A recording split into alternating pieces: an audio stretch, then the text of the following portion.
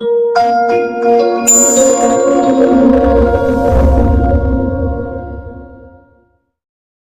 कहानी की शुरुआत में हम बॉब नाम की एक स्नाइपर को देखते हैं जो फिलहाल अफ्रीका में मौजूद है और अपने साथी डॉनी के साथ एक मिशन पर है। अब थोड़ी देर की निगरानी के बाद बॉब को एक आतंकवादी की गाड़ी दिखाई दी और उसने बिना देरी किए इस आतंकवादी को मार डाला। अब इससे पहले कि ये लोग यहाँ से निकल पाते, आतंकवादियों के एक ग्रुप ने इन पर गोलियों की बारिश कर दी। अब यहाँ बॉब ने अपना कमाल दिखाया और इनमें से कई आतंकवादियों को मार डाला। लेकिन देखते ही देखते ये सिचुएशन हाथ से निकलने लगी और दुश्मनों का एक हेलीकॉप्टर इनके आसपास बॉम्ब गिराने लगा। अब यहाँ बॉब ने CIA से मदद मांगी, लेकिन इन्हें सामने से कोई जवाब नहीं मिला। अब इस गोलीबारी के बीच एक गोली डॉनी को लग गई और उस बेचारे की जान चली गई। अब ये देखकर बॉब गुस्से से लाल हो गया और उसने उस हेलीकॉप्टर पर कई गोलियां चलाई। अब पहले तो उसका निशाना चूक गया, लेकिन थोड़ी कोशिश के बाद उसने इस हेलीकॉप्टर को मार गिराया। अब इस घटना के 3 साल बाद हम बॉब को देखते हैं जो अब आर्मी से रिटायर हो चुका है और अपने कुत्ते के साथ जंगल में एक आम जिंदगी बिता रहा है। अब एक दिन आइजैक जॉनसन नाम का एक आदमी जो कि CIA का हेड है, वो बॉब से मिलने पहुंचा। दरअसल आइजैक को ये खबर मिली थी कि बहुत जल्द अमेरिका के प्रेसिडेंट पर एक हमला होने वाला है, इसलिए वो बॉब से मिलने पहुंचा ताकि एक एक्सपर्ट की मदद से इस अटैक को रोका जा सके। दरअसल बॉब का काम ये था कि वो प्रेसिडेंट को मारने के लिए अलग अलग प्लान्स बनाए ताकि आइजैक और उसकी टीम आने वाली हर चुनौती के लिए पहले से तैयार रहे। अब पहले तो बॉब ने इस काम के लिए मना कर दिया क्योंकि अब वो रिटायर हो चुका है और वो उस पुरानी जिंदगी में वापस नहीं जाना चाहता। लेकिन जब आइजैक ने उसे मामले की गंभीरता समझाई तो बॉब भी इस काम के लिए तैयार हो गया। अब जाने से पहले आइजैक ने बॉब को सारी जानकारी दी और उसे अगले हफ्ते वॉशिंगटन बुलाया। अब एक हफ्ते बाद बॉब वॉशिंगटन DC पहुंचा जहां प्रेसिडेंट अपनी स्पीच देने वाले थे। अब कई दिनों की रिसर्च के बाद बॉब ने आइजैक को बताया कि प्रेसिडेंट पर हमला फिलाडेल्फिया में होगा। अब यहाँ आइजैक ने उसका शुक्रिया अदा किया और उसे प्रेसिडेंट के स्पीच वाले दिन भी आने को कहा। अब ऐसे ही दिन गुजरते गए और बहुत जल्द वो दिन आ गया जब प्रेसिडेंट पूरे देश के सामने स्पीच देने वाले थे। इधर बॉब आइजैक के साथ एक रूम में पहुंचा जहां से वो पूरे शहर को देख सकते थे। अब यहाँ बॉब की मुलाकात माइकल सैंडोर नाम के एक आदमी से हुई जो कि आइजैक की टीम का एक हिस्सा था और प्रेसिडेंट की सिक्योरिटी में इसका एक बहुत ही मेजर रोल था।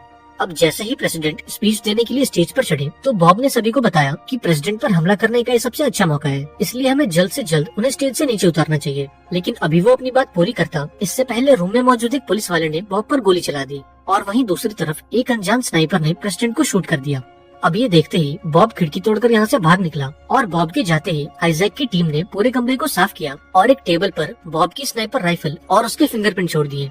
वहीं दूसरी तरफ निक नाम के एक FBI ऑफिसर ने बॉब को रोकने की कोशिश की, लेकिन बॉब ने बड़ी आसानी से उसे पछाड़ दिया और उसे हथकड़ी लगाकर यहाँ से जाने लगा। लेकिन जाने से पहले उसने निक से बोला कि मैंने प्रेसिडेंट को नहीं मारा है और मुझे फंसाया जा रहा है। इसके बाद वो निक की गाड़ी में बैठा और ये शहर छोड़कर भागने लगा, पर अभी वो यहाँ से भाग पाता उससे पहले FBI की एक टीम ने उसे चेस करना शुरू कर दिया। अब पुलिस से बचने के लिए बॉब ने अपनी गाड़ी को एक कार वॉश में घुसा दिया और फटाफट से अपने घाव की मरहम पट्टी की। लेकिन थोड़ी देर बाद जब वो सड़क पर निकला तो पुलिस की एक टीम ने उसे चारों तरफ से घेर लिया। अब चूंकि बॉब के पास कोई और रास्ता नहीं था, इसलिए उसने गाड़ी को रिवर्स गियर में डाला और सीधा एक नदी में जा गिरा। इसके बाद FBI की टीम ने इस नदी की अच्छे से छानबीन करी, लेकिन इन्हें बॉब का कुछ पता नहीं चला क्योंकि वो तो पहले ही एक नाव पर लटक कर यहाँ से भाग चुका था। अब थोड़ी देर बाद वो किनारे पर पहुंचा और एक ट्रक चुरा कर यहाँ से भाग गया। वहीं दूसरी तरफ देश के सभी न्यूज चैनल्स टीवी पर बॉब की फोटो दिखाने लगे और उसे प्रेसिडेंट का कातिल बताने लगे। इसके बाद हम FBI के हेडक्वार्टर्स को देखते हैं जो कि निक से काफी नाराज था क्योंकि बॉब उसे चकमा देकर भाग गया था। अब यहाँ निक ने अपने सीनियर को बताया कि भागते वक्त बॉब ने उससे बोला था कि उसने प्रेसिडेंट को नहीं मारा है।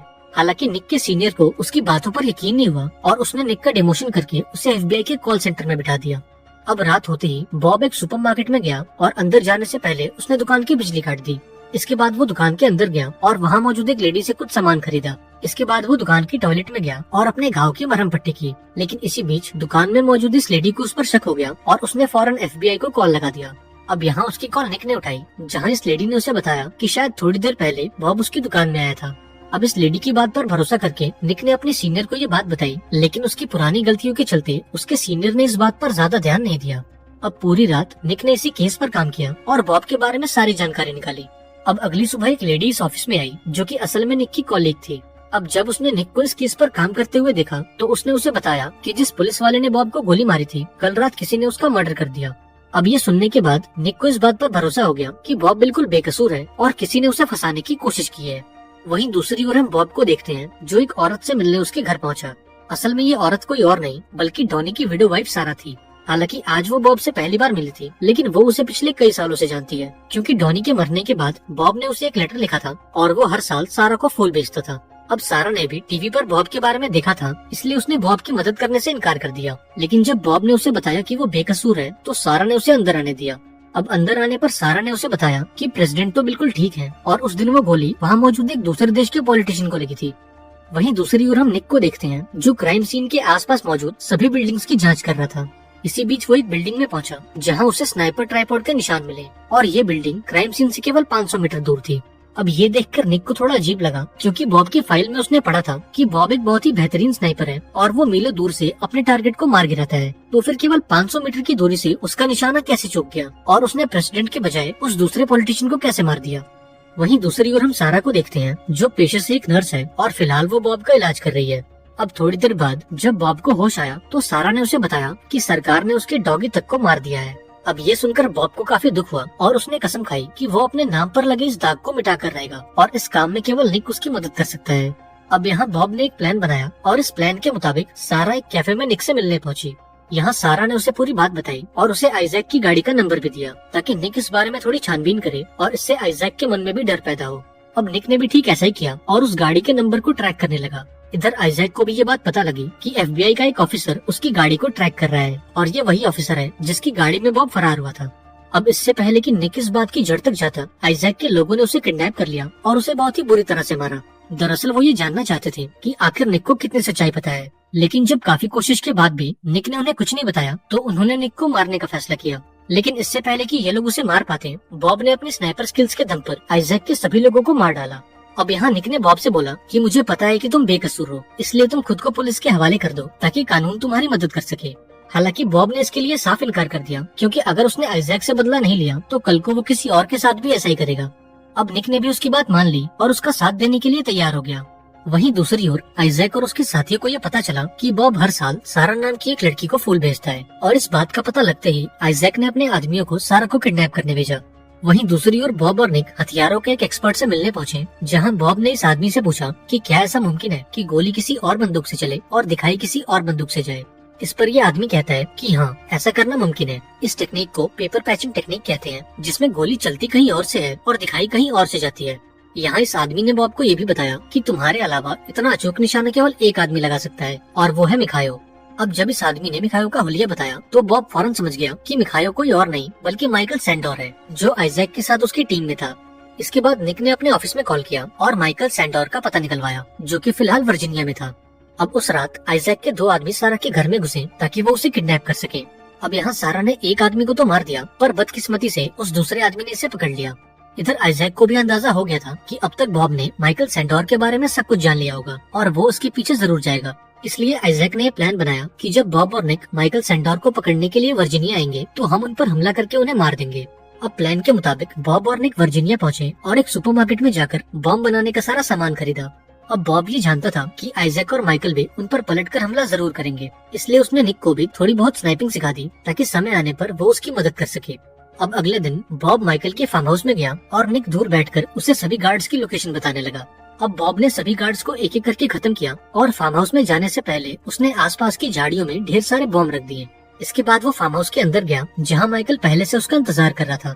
यहाँ माइकल ने उसे बताया कि असल में हमारा प्लान प्रेसिडेंट को मारने का नहीं बल्कि उस दूसरे देश के नेता को मारने का था, क्योंकि उस दिन वो लोगों को उस गांव के बारे में बताने वाला था जिसे आइजैक और उसकी टीम ने एक ऑयल कंपनी के कहने पर बर्बाद कर दिया। दरअसल आज से 3 साल पहले एक बहुत बड़ी ऑयल कंपनी को अफ्रीका के एक छोटे से गांव में अपनी पाइपलाइन बिछानी थी और इस काम के लिए उन्हें उस पूरे गांव को खाली करना था। लेकिन जब गांव वालों ने ऐसा करने से मना कर दिया तो आइजैक और उसकी टीम ने गांव के सभी लोगों को मार दिया और उन्हें एक बड़े से कब्र में दफन कर दिया।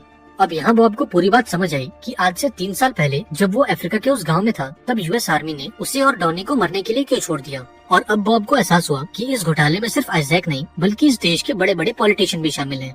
अब ये पूरी बात बताने के बाद माइकल ने खुद को गोली मार ली और ठीक उसी वक्त आइजैक के लोगों ने बॉब पर हमला कर दिया। अब दूर बैठे निक ने बाहर मौजूद सभी बॉम्ब्स को एक्टिवेट कर दिया और अंदर से बॉब ने आइजैक के लोगों को एक एक करके मारना शुरू किया।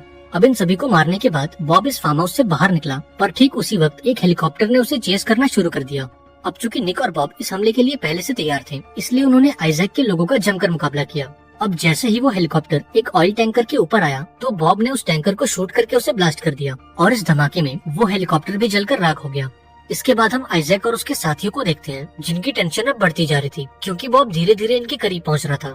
वहीं दूसरी ओर निक ने FBI को कॉल करके बताया कि उसने बॉब को पकड़ लिया है। दरअसल निक ने ऐसा इसलिए किया ताकि आइजैक तक की बात पहुंच जाए और वो उससे कांटेक्ट कर ले। अब इनका ये प्लान कामयाब हुआ और अगले कुछ ही मिनटों में आइजैक ने निक को कॉल कर दिया। अब यहाँ बॉब ने आइजैक से बात की और उसके सामने एक ऑफर रखा कि अगर उसने सारा को छोड़ दिया तो वो माइकल सैंडोर की उस रिकॉर्डिंग को डिलीट कर देगा, जिसमें उसने बताया है कि कैसे आइजैक और उसकी टीम ने एक ऑयल कंपनी के कहने पर अफ्रीका के एक पूरे गाँव को बर्बाद कर दिया। अब आइजैक के पास कोई और चारा नहीं था, इसलिए वो इस डील के लिए राजी हो गया और इन दोनों ने अगले दिन एक बर्फीले पहाड़ पर मिलने का फैसला किया। अब अगले दिन आइजैक अपने साथियों के साथ सारा को लेकर उस पहाड़ पर पहुंचा। तभी सामने से एक आदमी चलता हुआ इनकी तरफ आया, पर आइजैक के छुपे हुए स्नाइपर ने इस आदमी को गोली मार दी। अब यहाँ आइजैक को लग रहा था कि उन्होंने बॉब को मार दिया है, पर ये तो बॉब की एक चाल थी और ये आदमी कोई और नहीं बल्कि निक था, जिसने अपनी जैकेट के अंदर एक बुलेट प्रूफ मेटल लगा रखा था। अब जब आइजैक के स्नाइपर ने निक के ऊपर गोली चलाई तो बॉब को स्नाइपर की लोकेशन पता लग गई और यहाँ बॉब ने एक हेडशॉट मारकर इस स्नाइपर का काम तमाम कर दिया। इसके साथ ही उसने एक गोली उस आदमी को मारी जिसने सारा का हाथ पकड़ रखा था। इधर हम FBI के चीफ को देखते हैं, जिसे निक का भेजा हुआ एक लेटर मिला और इस लेटर के जरिए निक ने उन्हें इस मिशन की सारी जानकारी दे दी थी। अब इस लेटर को पढ़ते ही FBI की टीम भी उस पहाड़ की ओर निकली ताकि वो आइजैक और बॉब को गिरफ्तार कर सके। इधर उस स्नाइपर को मारने के बाद बॉब इन सबके सामने आया और यहाँ निक ने आइजैक और उसके साथियों से उनके हथियार ले लिए, पर तभी सारा ने एक बंदूक लेकर उस आदमी को मार दिया क्योंकि उसने सारा को किडनैप करके उसे बहुत टॉर्चर किया था। अब यहाँ बॉब ने उसे शांत किया और आइजैक के साथी मैकियम से बात करने लगा। यहाँ मैकियम ने बॉब से बोला कि तुम उस रिकॉर्डिंग के जरिए हमारा कुछ नहीं बिगाड़ सकते, क्योंकि सरकार के बड़े बड़े अधिकारी भी हमारे साथ इस घोटाले में शामिल हैं। अब तक बॉब भी ये बात समझ चुका था कि अगर उसने इन सबूतों को पब्लिक किया तो सरकार के लोग उसके साथ साथ निक और सारा को भी जान से मार देंगे, और इसलिए उसने इस रिकॉर्डिंग को इनके सामने जला दिया। तभी यहाँ पर FBI की टीम आ गई और बॉब के साथ साथ आइजैक और उसके साथियों को भी पकड़ लिया गया। अब थोड़े दिनों बाद बॉब को कोर्ट के सामने पेश किया गया और इस कोर्ट में आइजैक और उसके साथी भी मौजूद थे। अब यहाँ बॉब ने क्राइम सीन पर मिली अपनी राइफल मंगवाई ताकि वो अपनी बेगुनाही साबित कर सके। यहाँ बॉब ने जज को बताया कि उस दिन घर से निकलने से पहले उसने अपनी बंदूक की फायरिंग पिन्स को निकाल दिया था और बिना फायरिंग पिन के इस बंदूक से गोली चला पाना इम्पॉसिबल है। अब इस बात को साबित करने के लिए उसने निक पर गोली भी चलाई, लेकिन फायरिंग पिन्स न होने के चलते वो गोली बंदूक के अंदर ही रह गई और इससे ये साबित हो गया कि बॉब बिल्कुल बेकसूर है। अब इस कोर्ट ने बॉब को तो बेकसूर बता दिया, पर उन्होंने आइजैक पर कोई एक्शन नहीं लिया क्योंकि उसके खिलाफ मौजूद उस आखिरी सबूत को भी बॉब ने जला दिया था। अब उस रात आइजैक और मैकियम अपने फार्म हाउस पर गए और अपनी इस जीत को सेलिब्रेट करने लगे, पर तभी वहाँ पर बॉब आ गया और आइजैक के आदमियों को एक एक करके मारने लगा और जैसे ही आइजैक खड़ा हुआ तो उसने सीने में गोली मारकर उसकी जान ले ली। इसके बाद वो घर के अंदर आया और आइजैक के साथ ही मैकियम को भी मार डाला। अब घर से निकलते वक्त उसने गैस पाइपलाइन में एक धमाका कर दिया ताकि उसके खिलाफ कोई सबूत न बचे।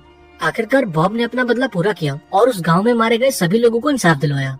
वहीं दूसरी ओर हम सारा को देखते हैं जो फार्म हाउस के बाहर उसका इंतजार कर रही थी। इसके बाद ये दोनों यहाँ से निकल गए और एक